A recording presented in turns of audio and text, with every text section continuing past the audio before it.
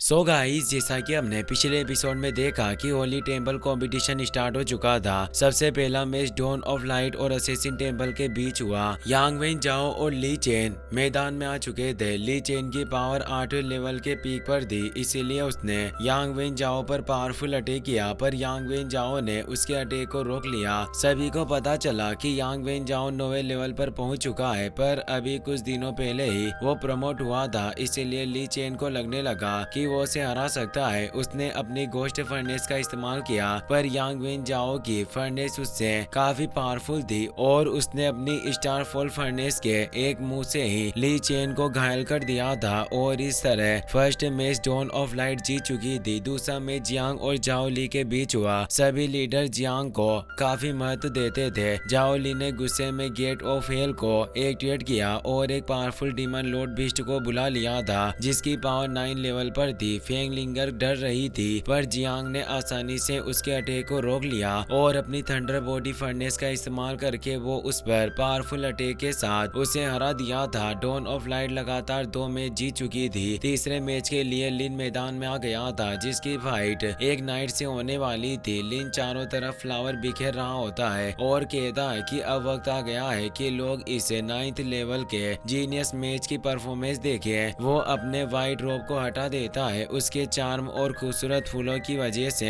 लड़कियां उसकी दीवानी हो जाती है। वो नाइट 8वें लेवल के पीक पर होता है। लिन बोलता है कि मैं इस फर्स्ट मैच के दौरान अपने सबसे आश्चर्यचकित करने वाले मुंह का इस्तेमाल करूंगा और वो अपने फिंगर से ही एनर्जी को कंडेंस करके उस नाइट पर अटैक करने लग जाता है। यानी उसने लाइट होली गार्ड की तरह ही एनर्जी को कंडेंस करना सीख लिया था। ये एनर्जी भी इतनी पावरफुल थी कि उस नाइट को अपनी शील्ड को आगे करके उससे बचना पड़ता है और वो लगातार दूर खिसक रहा था। लिन लगातार कई सारे एनर्जी बीम से उस पर अटैक करने लगता है। लिन के ग्रैंडपा लिन चेन बोलते हैं कि ये लड़का स्पिरिचुअल एनर्जी को कंडेंस करके एनर्जी बीम में बदल सकता है। वास्तव में इसने पिछले 4 सालों को बर्बाद नहीं किया। मेज टेम्पल की ली जूफी सोचती है कि लिन से फाइट किए हुए काफी साल गुजर गए और अब इसका अपने मैजिक पर कंट्रोल और ज्यादा स्ट्रॉन्ग हो गया है। पिछले फाइट के दौरान इसने मुझे हरा दिया था, लेकिन अब मैंने भी अपनी पावर में काफी ज्यादा सुधार किया है, इसीलिए इस बार निश्चित रूप से मैं इसे हरा दूंगी। लिन लगातार अपनी एनर्जी बीम से उस नाइट पर अटैक किया जा रहा था। उस नाइट की पावर भी 8वें लेवल के पीक पर थी। वो सोचता है कि लिन के द्वारा इस्तेमाल की जाने वाली कंडेंसेशन बीम काफी ज्यादा एनर्जी का उपभोग करती है, इसीलिए अगर ये ऐसे ही मुझ पर अटैक करता रहा तो मेरे पास जीतने का एक मौका हो सकता है। और वो अपनी शॉट को भी नीचे गाड़ कर अपने प्रोटेक्शन को बढ़ा लेता है। लिन कहता है कि मैं देखता हूँ कि ये ढाल तुम्हें आखिर कैसे बचा सकती है। मैं अब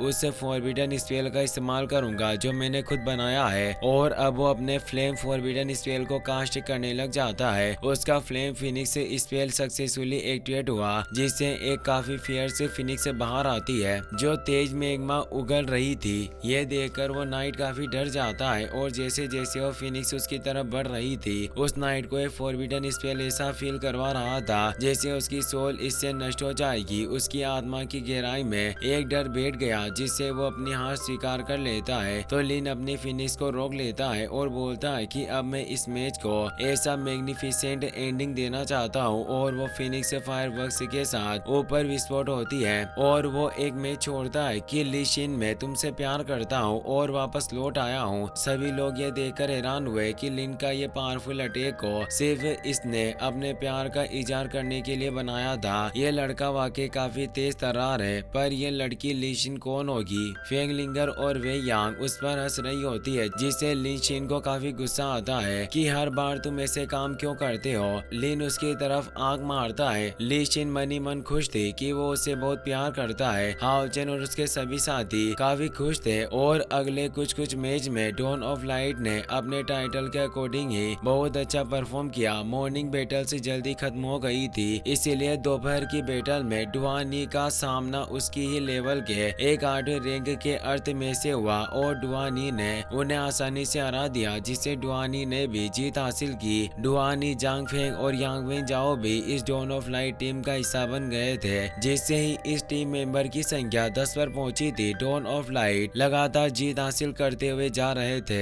जांग फेंग का सामना वॉरियर टेम्पल के सीनियर रेनवू कुआंग से हुआ। जांग फेंग ने 4 सालों तक हाओ चेन के साथ प्रैक्टिस की थी, जिससे वो 9th लेवल में ब्रेक थ्रू कर गए थे और रेन वो कुआंग भी 9वें लेवल पर पहुंच चुके थे, जिससे उनकी पावर भी समान लेवल पर थी। इसीलिए विजेता का निर्धारण करना काफी मुश्किल था। पर जांग फेंग ने सेकंड होली गार्ड से माइंड कंट्रोल स्किल को सीखा था, जिसका इस्तेमाल करके जांग फेंग ने रेन वो कुआंग को हरा दिया और ये मैच जीत लिया था। चेन यिंग, वांग और हान्यू ने भी अपने मैच जीते थे। अब तक डॉन ऑफ लाइट के सभी मेंबर ने मैच में हिस्सा ले लिया और जीत हासिल की थी। अब सिर्फ शेनिन और हाओ चेन ही बचे थे और अब अगला मैच डॉन ऑफ लाइट और असेसिन टेम्पल के बीच होने वाला था। शेनिन मैदान में आ जाती है, उसकी पावर 9 लेवल पर पहुंच गई थी और उसका सामना जू जीचेन से होने वाला था, जो वही अलायंस टेम्पल का मास्टर था, जिसका सामना शेनिन से एग्जॉसिस्ट पास पर हुआ था और शेनिन ने उसे चुप करवा दिया था। वो बोलता है कि होली संत वाकई एक ऐसा संयोग है। उस दिन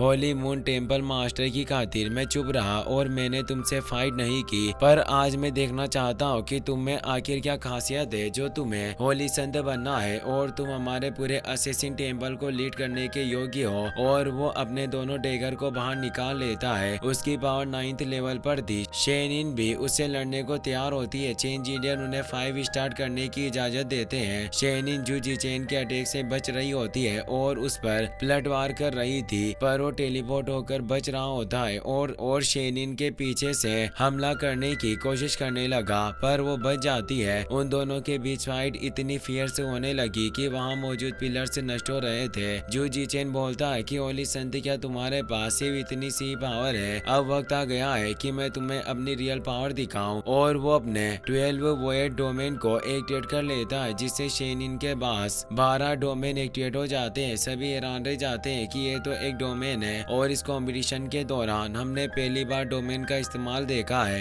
यिंग बोलते हैं कि जू जीचेन का 12 वोएड डोमेन एक बहुत ही ज्यादा पावरफुल बैटल डोमेन है। ये तुरंत कई सारे हमलों को जारी कर सकता है और ये बिल्कुल एक 9th रैंक के फॉरबिडन स्पेल की तरह है और इसके हमलों से 20 पिलर के डिवाइन बीइंग बिस्ट भी शायद ही सामना करने में सक्षम होते हैं। और इस डोमेन ने आज तक हजारों डीमन की जान ली है। मुझे आश्चर्य है कि शेनिन आखिर इसका सामना कैसे करेगी। और अब जू जीचेन अपने डोमेन के फुल डोमेन स्ट्राइक को एक्टिवेट कर लेता है, जिससे शेनिन पर कई सारे क्रिस्टल अटैक होने लगे, पर शेनिन अपने ओरा से ही उन क्रिस्टल को डस्ट बनाकर नष्ट कर देती है, जिससे जू जीचेन दूर हो गया। वो हैरान हुआ कि आखिर ये लड़की इतनी ज्यादा स्ट्रॉन्ग कैसे हो सकती है, पर वो बोलता है कि अभी भी मैंने अपनी पूरी पावर का इस्तेमाल नहीं किया है। और वो 12 वोएड डोमेन के फुल डोमेन यूनाइट को एक्टिवेट कर लेता है, जिससे उसके बाहर ही वोएड डोमेन एक साथ मिलकर पावरफुल डोमेन को क्रिएट करने लगते हैं। इससे लॉर्ड जियाजे को काफी गुस्सा आता है कि यह कमीना इतना बड़ा होने के बावजूद मेरी बच्ची पर 12 वोएड डोमेन यूनाइट अटैक का इस्तेमाल करना चाहता है। क्या ये कुछ ज्यादा ही नहीं हो रहा है? इस डोमेन को एक्टिवेट करने की वजह से जू जीचेन काफी कमजोर हो गया था। चीजीडियन को भी यह अनुचित लगता है, इसीलिए वो अपनी पावर से उसे रोकने की कोशिश करते हैं, पर बैरियर एक्टिवेट होने की वजह से कुछ नहीं होता। जू जीचेन शेनिन को मारना चाहता था क्योंकि इस डोमेन से पूरा ग्राउंड ही हिल रहा होता है। वो शेनिन से बोलता है कि तुम मरने के लिए तैयार रहो। लॉर्ड जियाजे बोलते हैं कि अगर आज तुमने शेनिन के साथ कुछ भी करने की कोशिश की तो मैं तुम्हें मार डालूंगा, और आगे बढ़ने लगते हैं, पर शेनिन ने उन्हें रोक लिया और कहता है कि मास्टर जियाजे आप शेनिन पर नजर डाले। वो बिल्कुल भी डरी हुई नहीं है और उसके पैर जमे हुए हैं। शेनिन जैसे ही अपने पैर आगे बढ़ाती है, उसके साथ वो इलेक्ट्रोलक्स के सिखाए हुए लोटस प्यूरिफिकेशन डोमेन को एक्टिवेट कर लेती है, जिससे एक ग्लोरियस लोटस खिल जाता है और उसकी एनर्जी इतनी ज्यादा होती है कि वो जू जीचेन को रोक देती है और उसके डोमेन को आसानी से नष्ट कर देती है। और अब शेनिन की बारी थी और वो जू जीचेन को बहुत मारती है। जू जीचेन को विश्वास नहीं हो रहा था कि उसके डोमेन को शेनिन ने आसानी से रोक दिया। शेनिन उस पर अपने साइड वेपन को पॉइंट कर देती है और बोलती है कि उस दिन अगर मेरे ग्रैंडफादर उस एग्जॉसिस्ट टावर में मौजूद नहीं होते तो तुम कब के मर चुके होते।